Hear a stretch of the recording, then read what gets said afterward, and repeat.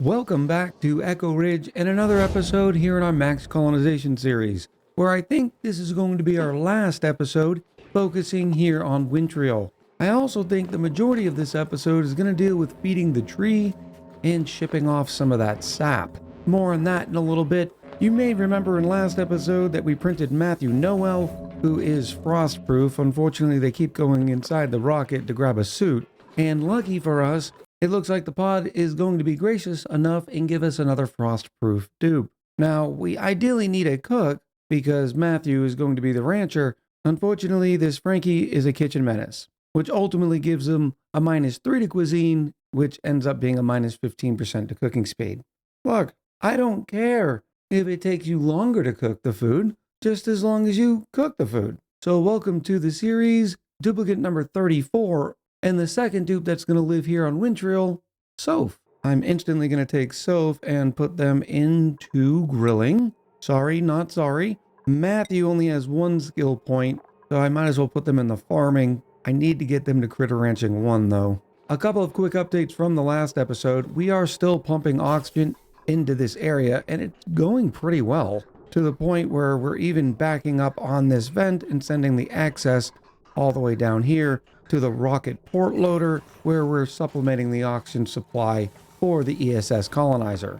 We do have one minor problem that I need to address before I can worry about the tree, but first it's probably good if we get some place for Soph and Matthew to use the bathroom and for them to sleep, so they stop sleeping on the ground inside the Spacefarer module. A place to eat would be nice as well, wouldn't it? I do need to get rid of the rest of these deodorizers. These were put in place because we still had a little bit of errant polluted oxygen, but now that this place is fully oxygenated and somewhat carbonated, I don't have to worry about polluted dirt off-gassing as much. I'm going to be looking to build a bathroom, a mess hall, and a living situation for the 2 dupes.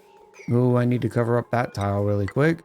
And while we're at it, it would also be handy for us to be able to get rid of all that polluted dirt. So I'm going to throw in a compost inside the bathroom.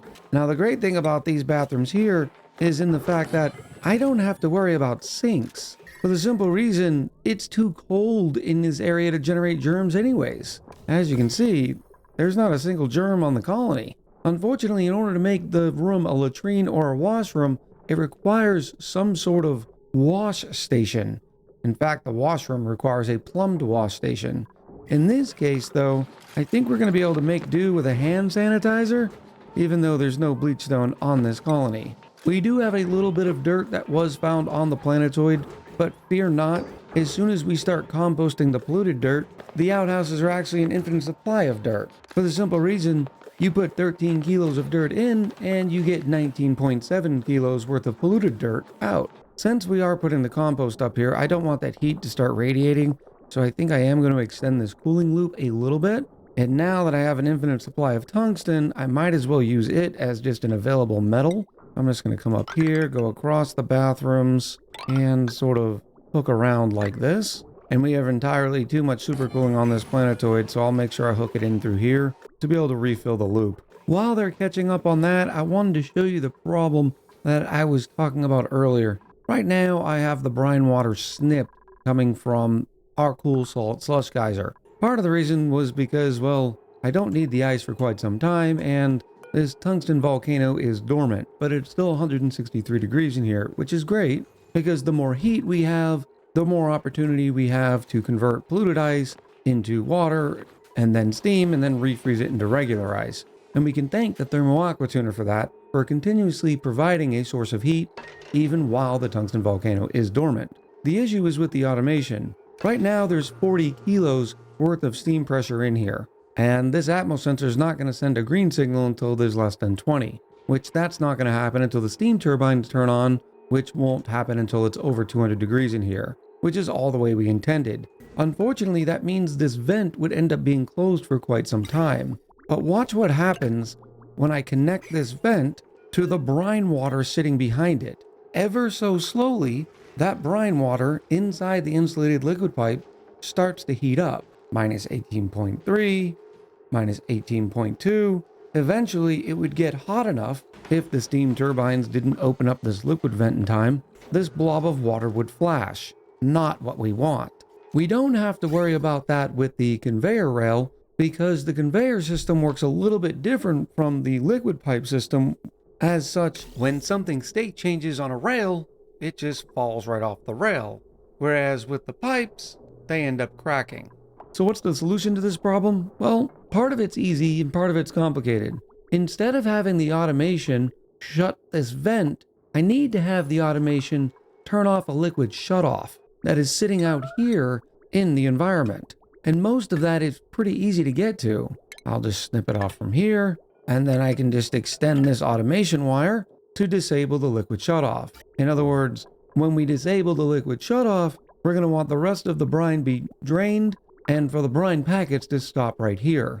Unfortunately, the more difficult part of this process is getting rid of this automation wire right here. See, I can skip past this and make sure the conveyor chute's still disabled, but ultimately I'm still going to need to remove the automation wire on this vent, which means I have to get in there. So we're going to do the stupid thing once again and put a little blob of supercoolant right here, deconstruct this tile, hopefully long enough for a dupe to be able to deconstruct this automation wire. Before that happens, if I put a little bit of supercoolant in this tile, it's going to heat the supercoolant up, which is then going to melt the polluted ice in this tile, which is then going to cause water to interact with the supercoolant, and long story short, all this steam is going to come rushing out. So, in order to prevent that, I'm also going to deconstruct this tile while we're in this process, and then I'll reconnect it at the end. A little bit cumbersome, but in the end it'll work out fine. The next thing I wanted to highlight is the fact that our liquid reservoir is down to 853 kilos worth of ethanol. Our spigot seals are doing well, except for the fact that, well, they're cramped, because there's a bunch of spigot seal eggs in here, which then makes their metabolism only 20%, which means they're not producing as much ethanol as they were before. And it's because some cotton-headed ninny-muggins deconstructed the egg cracker. Way to go, Past Echo. Once again, you've butchered it up. Now, I don't have a lot of room in this kitchen unless I extend it, and I think I'm going to, because it would be really nice if I could have an auto sweeper take the raw egg and throw it directly into the backcountry grill. But as you can see, all of this is, well, discombobulated and will need to be moved around. So let me move this around a little bit. I think this is going to be a fine spot right here. I'll also move our emergency backup wheel. That will work out well. Also wanted to show you a nice little system we have in place here. I've submerged the refrigerator under all the carbon dioxide. And while right now it's only sitting at minus 14.2, which means, for instance, the squash fries are refrigerated, with one very simple change, we can make sure they are actually frozen. All this ethanol is sitting at minus 26 degrees, which means if I just move this junction over just a little bit, put some nice radiant pipes here, and there we go. Now the carbon dioxide is sitting at minus 23, and our squash fries here are nice and frozen. Speaking of food, I did want to give you an update over here on Civial. If you remember, I did this weird sort of temporary solution with the automatic dispenser in order to get rid of the cuddle pip eggs, because for some reason I couldn't figure out where the cuddle pips were in the recipe listing. Well, my Twitch chat and the comments have educated me that since a recent update, you now have to click on the pips category and you'll see both pip eggs and cuddle pip eggs. So all I have to do is make sure I click forever on cuddle pips and we're set. And you might think, well, Echo, you still only have pip eggs selected. But if you go over to the main category, you can see that there's actually two, excuse the pun, pips highlighting both the pip egg and cuddle pip egg recipes. You live and you learn. We're down to 617 kilos worth of oxygen in the colonizer, so it's about time to leave. Unfortunately, we still had a lot to do here, especially considering I know I'm going to need a mechatronics engineer for building stuff with the Experiment 52B. Let me at least try to get this fixed up, and then I'll send them on their way. I'm going to move one of these bottles of supercoolant right to this corner. I have removed the conveyor rail from that tile, so hopefully the supercoolant will stick. Whoa, whoa, whoa, why aren't you loading? Load! Oh, you're entombed. Hopefully they get that deconstructed really quick so I can supplement the oxygen supply in there. You know what? Maybe I should try dealing with the tree without using any sort of mechatronics engineering capability. I really do need to send the rocket home, and it'd be kind of a fun challenge to feed the tree and ship off the sap without using any auto sweepers. We'll see. The first thing I need to do is make sure Matthew, Noel, and Soph don't end up coming back into the rocket area. So what I'm going to do is just make sure they can't go right through this door, and I'm also going to drop their suits, because those are not your suits. The rocket needs those. No, Soph, it's time for you to leave. We'll make sure we unequip your suit as well, and then I'll re-deliver it to a suit dock, and as soon as the dupes get done with that, we'll be able to take off. There goes our intrepid away team on their way. The last thing I had them do was finish up some comfy fainting beds. I figured they looked a little chilly, and that's what Matthew and Soph like. Speaking of which, I need to move them on their own schedule. And oh my goodness, how long has it been since Fallout Stan has been on a regular schedule? They've been on a 100% work schedule since I have no idea. I'm guessing it's at least 2 episodes, or Fallout Stan hasn't had any downtime. Let's go ahead and get that fixed. And then this new schedule will be Winreel, and why is there a building being melted? Oh, we had the rocket takeoff. No big deal. I'm going to wait for all this to empty anyways. We're going to get this all cleaned up. I'm also going to seal this place off. Well, I'm going to need more glass, but it's going to look something like that. Speaking of which, I do need to allow Matthew and Soph back through this place.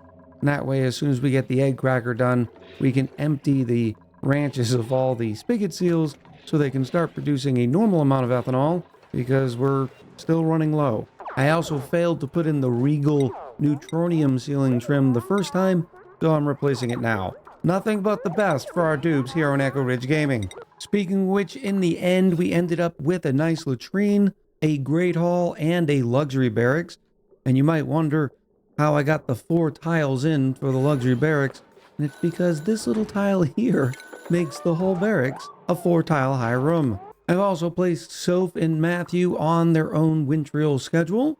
Ooh, Mr. Alves, why are you alone on your schedule? You need to be on the schedule with Sigwolf. I've also adjusted their priorities so that way Matthew will always do the farming and ranching first, and Soph will do all the cooking first, as they are the most important things on the colony. We need to keep the oxalite flowing, and we need to keep the spigot seals producing. It really would have been nice to load an auto sweeper. Hold one, we have an entire rocket suffocating. No big deal, I may have cut it a little too close. All I have to do is deconstruct this suit dock. Quicker, Noosh. Quicker. Ah, the sweet flow of oxygen. And that will be enough to get them home. And now all I have to do is rebuild the suit dock. But as I was saying, it would have been really nice for an auto sweeper to go right here. It would have been able to load all of the raw eggs into the backcountry grill, and then take the omelets and automatically put them in the refrigerator. What I'll probably end up doing is waiting until Matthew and Soph end up getting 5 more skill points. I'll throw one of them into mechatronics engineering, build the auto sweeper, and then skill scrub them. Right now, I am waiting for them to get through the backlog of errands. Matthew has a lot of spigot seals to ranch, and there's a lot of seal eggs that Soph has to crack and then put in the backcountry grill. I'm still waiting to do this project, and then we'll get started on the experiment 52B. And I know you're looking at all the carbon dioxide and wondering what's going on. Well, for some reason this gas vent is refusing to be blocked like this one. So what I think I'm going to do is actually lower this by 1, and that way there's a better chance of it getting overpressured and sending all the rest of the carbon dioxide up to the vacuum of space. We also have to catch up with the oxygen and repressurize it in here. Because there's less oxygen here, it allows the carbon dioxide to expand a little bit more. It's not a big deal. Eventually, all of the alveo veras that need to be harvested desperately right now will drink all that carbon dioxide. In fact, I think what I'm going to do is put this right over here. This is a perfect spot. It'll make sure the carbon dioxide is high enough for these alveo veras. And yeah, it may get another tile or 2 on carbon dioxide height, but that would be it. And all I have to do is some sort of bridge system that makes sure we prioritize this vent getting the carbon dioxide, and then the rest can go up. In fact, right now, why don't we stop all the flow? But like I said, we got a little bit of time. So let me go ahead and fast forward this a bit and wait for the dupes to catch up. One of the things that's taking a little time is the fact that Matthew Noel is a new rancher. Soph, how did you get hurt? So when they do ranch, it only lasts a single cycle. But as their husbandry goes up, their groom effect duration will also go up. Now, where would have Soph gotten hurt? Oh, maybe down here. It's still a little warm. Why isn't that carbon dioxide left yet? It's literally in micrograms. It will eventually vacuum itself out, but because carbon dioxide is heavy and tends to stick in the corners, it's taking a little bit of time, but you can see it slowly deleting itself. One day I'd love to see a dev journal from Clay on why they decided to make vacuums like this. I've also extended the oxygen line so it not only oxygenates the kitchen area, but also the living quarters. And the reason why is because of all the carbon dioxide in here, this gas vent was frequently getting overpressurized. But now that we're supplying oxygen from above the carbon dioxide, it should end up pushing all of that away. And yes, I do realize there is no oxygen up here. They just hold their breath. It's not that far of a distance. To tell you the truth, I'm probably losing quite a bit of oxygen because this door is opening and closing so much. I could do a couple of different solutions. I could put a little blob of supercoolant here that would prevent any of the oxygen from escaping. Unfortunately, that means every single day, Matthew Noel and Soph, as they go up here to get the eggs to put in the egg cracker, would end up getting their feet sopping wet. Not good. I don't think I'm losing an entire dupe's worth of oxygen to the vacuum of space. And to tell you the truth, since we're never having a rocket come back, it would be much better to upgrade this door with a powered mechanized airlock. The powered mechanized airlock opens and closes a lot quicker than the insulated door. And now when the dupes come through it, the door opens and shuts a lot quicker. You can see that we're saving a lot of oxygen in the process because of that door speed. We are currently experiencing some brownouts, and I'm blaming the backup of the kitchen. Because we had so many spigot seal eggs lying around, when they all got cracked and then all of a sudden we have to make a bunch of omelet, the backcountry grill stays on for quite some time. As such, we've drained our ethanol reserves, and we're not producing power at our backup supply of power at the steam turbines because the tungsten volcano is still dormant for another 13 cycles. It's not too big of a deal, but without power, the gas pumps don't produce any oxygen. And I've gotten a few comments that ask, well, why do you use this system to begin with? It would, to tell you the truth, be a lot more cost effective just to put oxalite sconces all around the base and just have the duplicants, once they harvest the oxalite from the alveolar veras, start loading up the oxalite sconces. You then get the problem though, what if the sconces are full?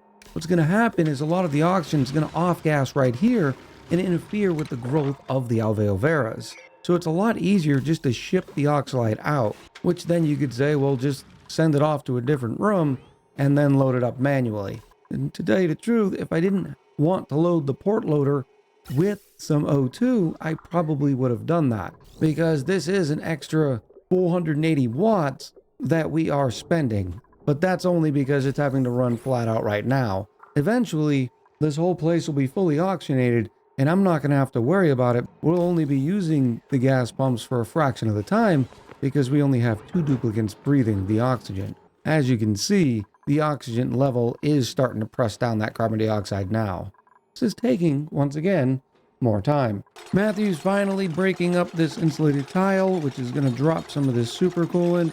Hopefully, please. Oh, thank goodness. Now we can get in here, deconstruct that one automation pipe, and do some repairing. Because another problem that we discovered is if the condensed steam is trying to come back into the sauna and this liquid pipe is closed, it also backs up this water, which then ends up flashing. That problem should be fixed here, well, soon. Hopefully sooner rather than later, because all we're doing is ejecting a bunch of heat over here. Now that that's all fixed, we can finally seal this place back up. Now, several moons ago, they made an update in the system where the debris is always supposed to bounce back towards the dupe. I don't think they made such a change for the liquids, so we're going to see if the supercoolant is going to land back inside the sauna or if it's going to spill out to the left. I already know from experience it's not going to go up.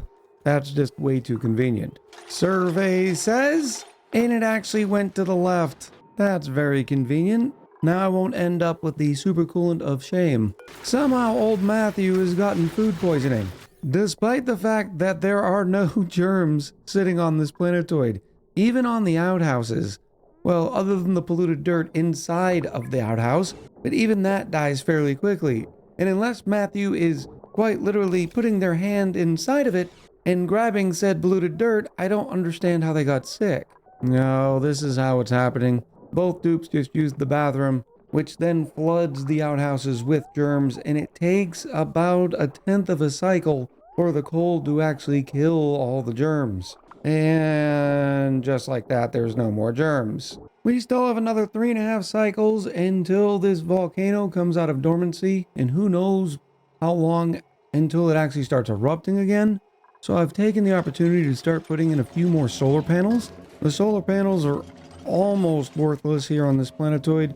We get up to about 58 watts at max lighting, but every little bit helps. Now, for the time being, all the solar panels are connected to the living portion of the colony. The industrial side, which controls the aqua tuner and ice delivery, is going to be secondary because duplicants can always pick up ice from the storage and drop it off. But even with the lack of power, you can see that the carbon dioxide level has gone down significantly, and things are starting to look up here, although I have made zero progress on feeding the tree. So one minor mistake was made in the fact that you can't build rails without a mechatronics engineer. So right now we don't have any of the polluted ice heading into here. It's not a big deal. We currently have 674 tons of ice. Not to mention we're also able to flash the brine, turn it into steam, and then condense it. So I'm thinking about just letting the polluted ice start to stack. Alright, so we have a couple of issues. I was starting to try to build a system to where I could automate the delivery without using a mechatronics engineer when I'd wanted to do an experiment to find out in what tiles does the food have to be for the tree to eat. And this is what I've discovered. You'll notice here that we have some solid sap. If I dig it out, if I dig it out,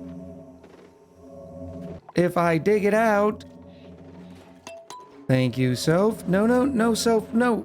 Oh, I thought Soph was coming to dig this out. Instead, they're just taking the tree's food. Thank you, Matthew.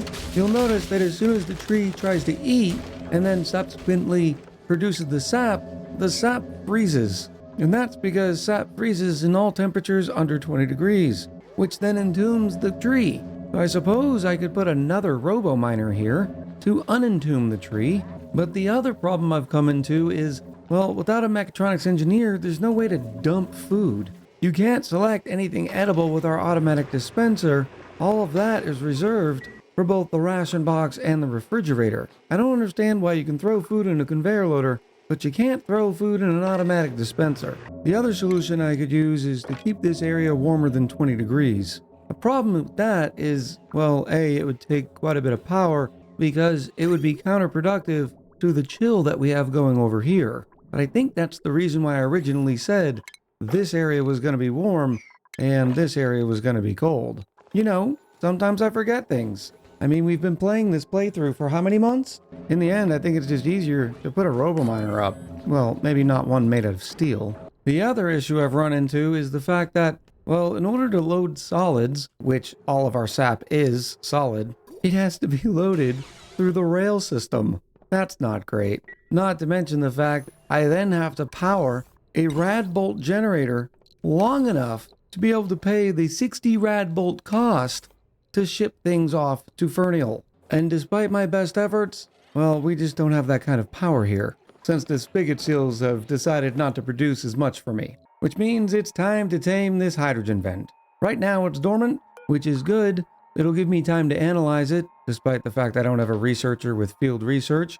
And then I'm going to ship over some iridium, and that way I can put an iridium gas pump in here and supplement our power with some hydrogen generators. Luckily on this colony, we have plenty of morale because of our room bonuses, because not only do I need the field research from a dupe, I also need some hard digging, because the one tile I need to clear out the hydrogen vent is, well, granite. So Matthew, congratulations, you're now a hard digger.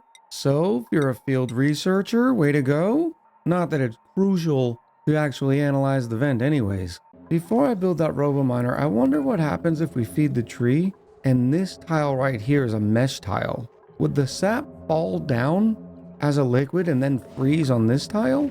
We have about 9,000 calories worth of omelet getting ready to be dropped off.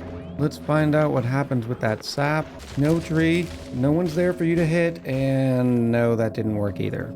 So, robo-miner it is. Now, one unfortunate thing about the hydrogen vent is the fact that it erupts at 500C. This place is nice and cool. And while yes, it would take a very long time for hydrogen to heat it up, it would eventually happen. So our two dupes are going to have to run a lot of insulated pipes. And unfortunately, it doesn't even look like I have enough of obsidian, which is my most plentiful. So I'm going to get that started there, and then start shipping over some more igneous rock. Our home planetoid's getting a workout today supporting Winreel. They must be wondering what's going on over there. Oh, this might be a good time to give you an update on our shine bug reactor. We have a total of 612 critters, producing us, don't look directly at it, 2,121 rad bolts per cycle times 2. So 4,200 rad bolts per cycle. Not shabby. In fact, we've ran so many rad bolts through this diamond press and created so much diamond, we're down to 14.2 tons of coal. So it's probably time to disable the diamond press. We have plenty of diamond, and all the excess rad bolts will end up being ejected into the vacuum of space. What's hilarious about producing that many rad bolts is the fact that our launcher just continuously launches. The only time that it ever really has to pause is to clean itself, because by the time it thinks it's done, it gets another fresh batch of rad bolts and has to fire off another interplanetary launcher, which is great because it makes it really convenient when I'm shipping 40 tons worth of igneous rock over. It does make a pretty fun scene on the star map though. I have managed to get this much done, although we still have not ran the insulated pipes, and we have, well, a lot of interplanetary payloads waiting to be cracked open. So I've decided to phone a friend. Here comes our away team again. This way we'll have a mechatronics engineer for a little bit too. I even put in a nice little door system to make sure the rocket could pass through, and then whenever we get a meteor shower, I can just shut the door, or when we're no longer having rockets come through, and all of these doors will end up shutting. I need to separate this airlock here and have it controlled independently, for the simple reason this is how the dupes get in and out. So I think what I'll do is something like this. Oh, that'll be perfect. Except now Noosh is stuck. Welcome back, Noosh. We've needed you. This planetoid's rancher doesn't know what they're doing. Everything is going so much more smooth now that I have 6 dupes on this planetoid. I need to make a mental note for the future. If I ever tell myself, oh, I'll just do it with the dupes on the planetoid. No. Just go fill the rocket up and come back. And just like that, we have the hydrogen vent tamed. Its next activity is, of course, in 37 cycles. Why wouldn't it be? No, Soph, you're not eating your fries in there. Why wouldn't you stay in your mess hall? Let me go ahead and assign them. Soph, this is your table. Matthew, this is your table. There's no reason for you to go inside the rocket. Of course, Matthew's in there eating too. Yep, it's just a party. It's just a party. Yep, happy days. Way to go, Soph. You've ruined everything. And now Matthew's sleeping on the tile instead of in their own bed.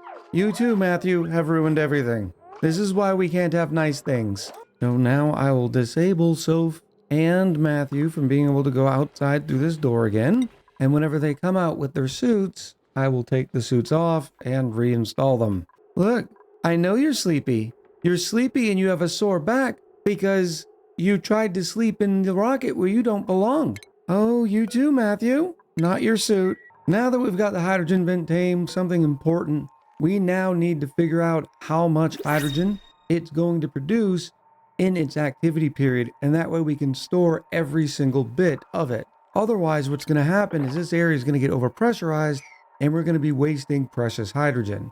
So what we do to figure that out is take the eruption period and find out the actual percentage of the time that it's erupting while it's active. In this case, it's 226 seconds divided by 472 seconds, which gives us 0.4788. In other words, 47.88%.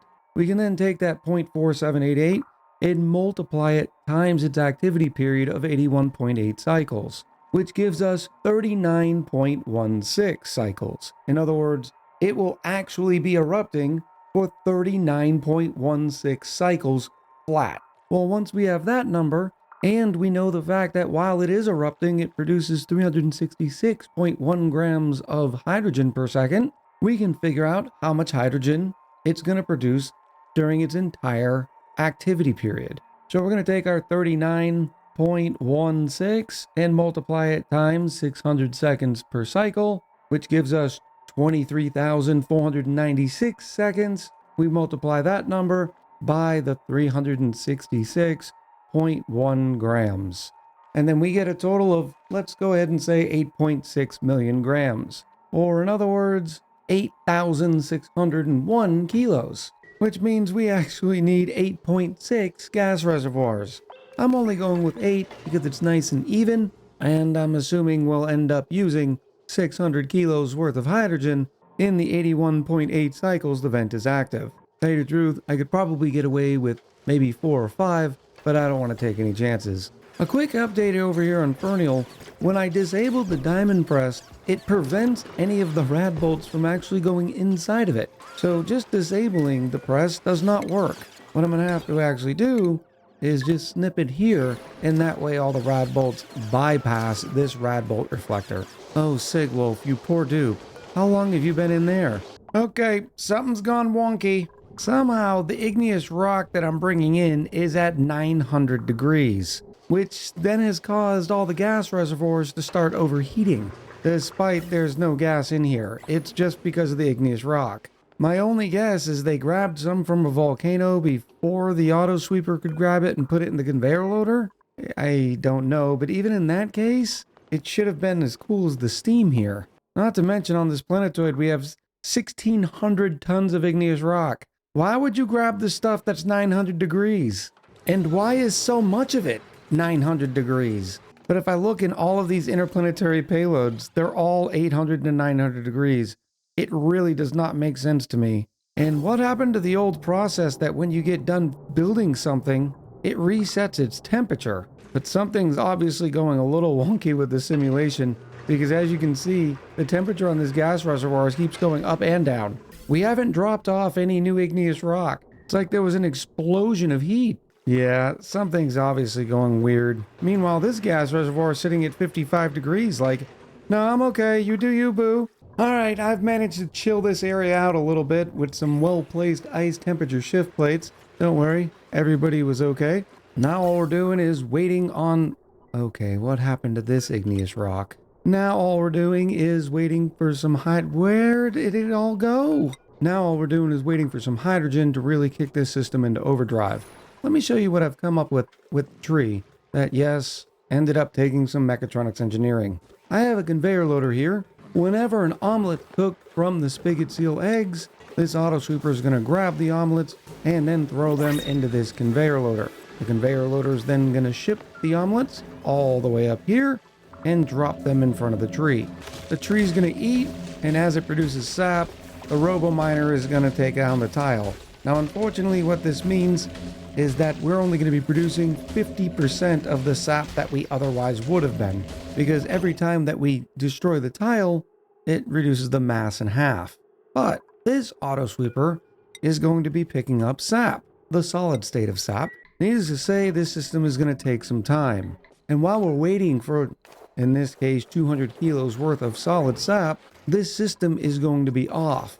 The only thing that's going to turn it on is if there is sap sitting on this rail for at least, according to this filter gate, 10 seconds. In fact, I'm going to increase it to 30 seconds just to make sure it's not a train of sap that triggers it. Because what that will mean, not only is the interplanetary launcher full, but we've backed up on the sap all the way to this conveyor rail here. Once that happens, we send a green signal, it turns on the rad bolt generator, and enables payload launching for the interplanetary launcher. Once the rad bolt generator generates 65 rad bolts, it'll shoot them over. The launch cost to get to Winreel from here is only 60 rad bolts. It will fire off the 200 kilos worth of solid sap, and then start loading all the sap on the rail. But because sap on the rail will be moving, this element sensor will once again turn red, which will disable the rad bolt generator, therefore saving us quite a lot of power. Because when we don't need to generate rad bolts, there's no reason to keep the rad bolt generator powered.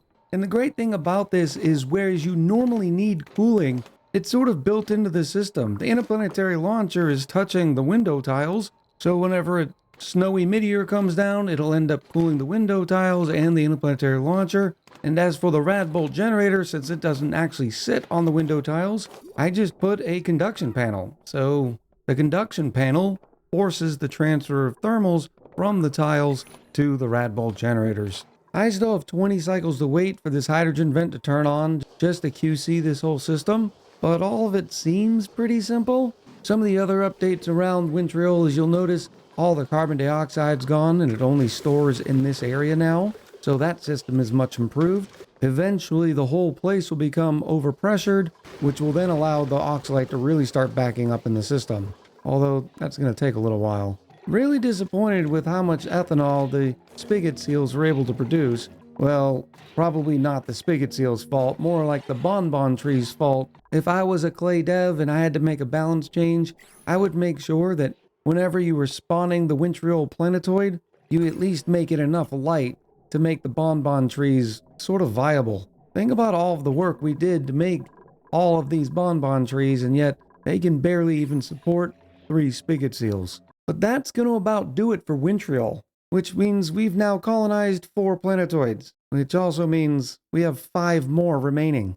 If I were to estimate 3 to 4, so we'll say 3.5 episodes per planetoid, with an average of say 1.2 videos a week, because these videos take so much longer here in the late game, it means we would still have about 15 weeks left in this series, which to me is entirely too long. So I need to figure out a way to make the planetoid colonizations go a little bit faster. I'm thinking about maybe doing all of the work behind the scenes and then showing you how I colonized that planetoid, but that doesn't seem very fun. So let me know in the comments below if you have any other ideas, because I'd like to put the cap on this series sooner rather than later, and still having 5 more planetoids seems a little daunting. I'm looking forward to reading the comments about that and what you thought of this episode, so please let me know in the comments below. Until next time, much love, happy gaming, and I'll talk to you soon.